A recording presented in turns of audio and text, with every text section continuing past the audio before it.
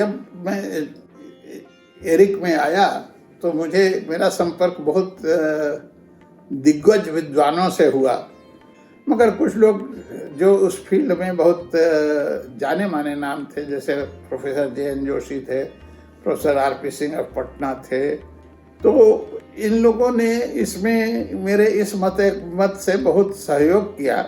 Educational research में quality लाने के लिए क्वालिटेटिव रिसर्च की ज़रूरत ज़्यादा है।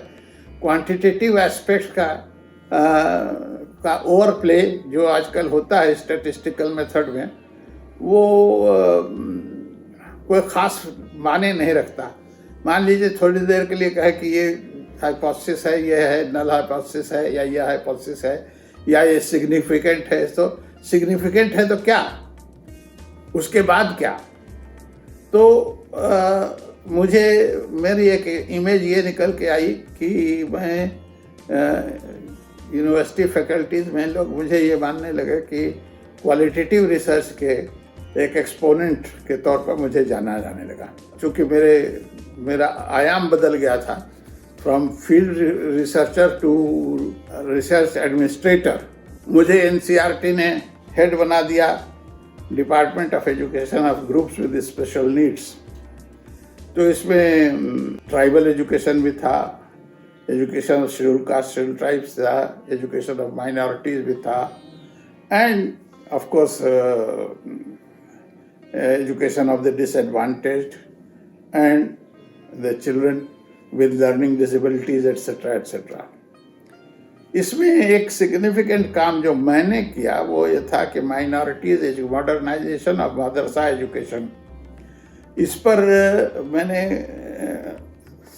कई मदरसा बोर्डों से डिस्कशन किया। मैं गया और मैंने एक रिपोर्ट लिखी on modernisation of madrasa education, और मैं हेड ऑफ अल्टरनेटिव स्कूलिंग हो गया, department of non formal and alternative schooling. तो मैं फिर एक ऐसे क्षेत्र में आया जो मेरा फर्स्ट लव था, और यहाँ पर मैंने बड़े नए नवाचार किए। इसमें एक इनोवेशन ये था कि कोई भी बच्चा कभी भी स्कूल में आए और 2 घंटे का 3 घंटे का स्कूल चलाते थे, कोई क्लास नहीं होगी, सब बच्चे एक साथ बैठेंगे। कोई बच्चा गणित में क्लास 1 में है और वही बच्चा लैंग्वेज में क्लास 3 के कॉम्पिटेंसी है तो क्लास 3 के बराबर जाएगा, और सोशल स्टडीज़ में उसकी कॉम्पिटेंसी क्लास 5 की है तो क्लास 5 में जाएगा। तो इस तरह का जो नवाचार हमने किया, और इसमें मटेरियल्स भी बनाए, चार्ट में मटेरियल थे, पिक्चर कॉमिक बुक स्टाइल में मटेरियल्स थे। हर बच्चा हर समय अलग अलग विषय पढ़ रहा है, अलग अलग किताब पढ़ रहा है, अलग अलग संप्राप्ति कर रहा है, और उसके लिए एक चार्ट बना था। चार्ट था कि स्मॉल लर्निंग एपिसोड, जैसे जोड़ना सीख गया, घटाना सीख गया, गुणा सीख गया, तो ये ऊपर लिखे जाते थे, और हर बच्चे की प्रोग्रेस कि आज इसने जोड़ना सीख लिया, परफेक्ट है, तो उस तारीख को जोड़ने तक उसकी लाइन बढ़ गई। उसके बाद घटाना सीख गया तो घटाने के बाद इसी तरह से उसका प्रोग्रेशन होता था। और जो फाइनल प्राइमरी स्कूल का जो फाइनल, जिसको आप कहते हैं कि कॉम्पिटेंसी लेवल, जब वो सब विषय में पा गया, तो उसको हम ओपन बेसिक एजुकेशन के माध्यम से कक्षा 5 तक का परीक्षा दिला करके वो पास हो जाता था। ऐसे में ऐसा हुआ कि चूंकि बच्चे इनका previous experience in social experience, exposure, operating in the society, ये सब चीज़ें इतनी ज़्यादा थी कि जैसे ही इनको बेसिक लिटरेसी और बेसिक न्यूमरेसी स्किल आ गई, इनका लर्निंग ग्राफ बहुत तेज़ी से आगे बढ़ा। तो ये बच्चे जो 5 साल का कोर्स है, कोई 3 साल में, कोई 3.5 साल में, कोई 4 साल में, वो उसको कंप्लीट करते थे।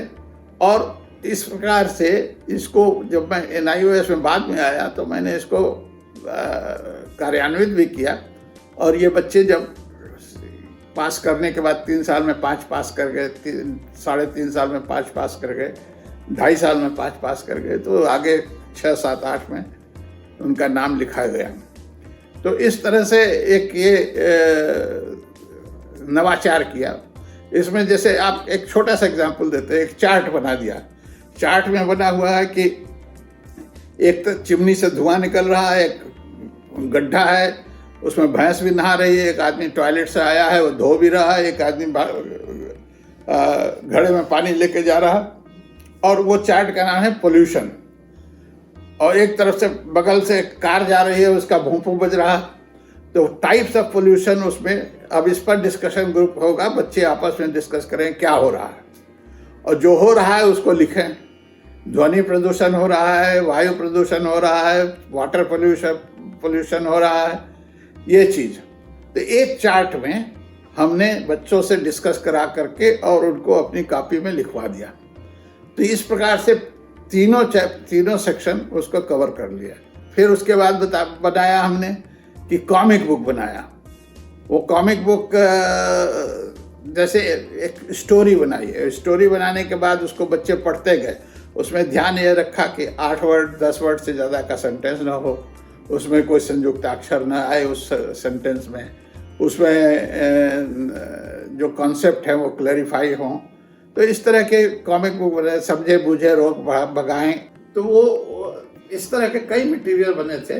तो ये मटेरियल नॉन कन्वेंशनल मटेरियल थे, जो कि इस विद्यालयेतर पद्धति थी, इसीलिए इसको अल्टरनेटिव स्कूलिंग कहा जाता है।